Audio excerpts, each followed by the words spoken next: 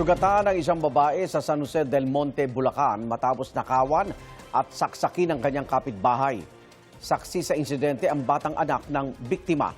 Arestado ang suspect sa Cavite na humihingi ng tawad sa kanyang nagawa. Laging una ka sa balita ni Gabriel Gonzalez, exclusive.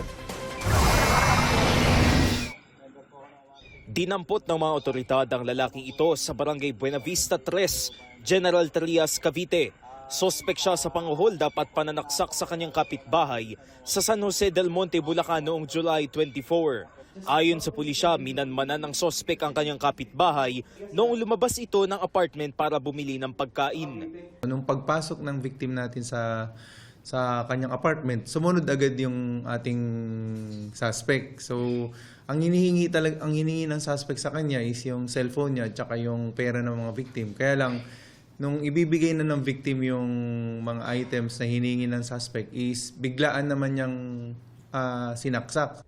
11 saksak ang tinamo ng babaeng biktima sa iba't ibang bahagi ng katawan. Tinangay rin ng lalaki ang kanyang cellphone at wallet. Ayon sa biktima, matinding trauma ang naidulot ng insidente sa kanya at kanyang 3 taong gulang na anak na nakasaksi sa pananaksak. Pagbayaran niyo po yung ginawa niya sa amin ng anak ko. Kahit po ngayon, konting kalistos ko lang ang marinig ko, hindi ko na maintindihan ako ng gagawin ko.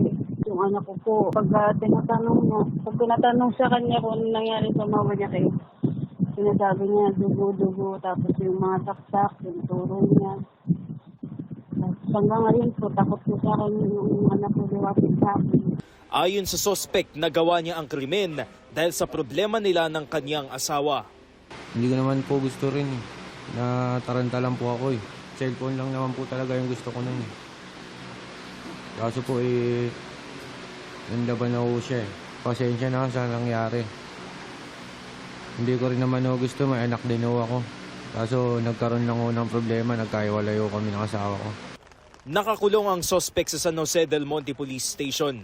Maharap siya sa reklamong robbery with frustrated homicide. Natuklasang dati na siyang may warrant of arrest sa kasong qualified theft.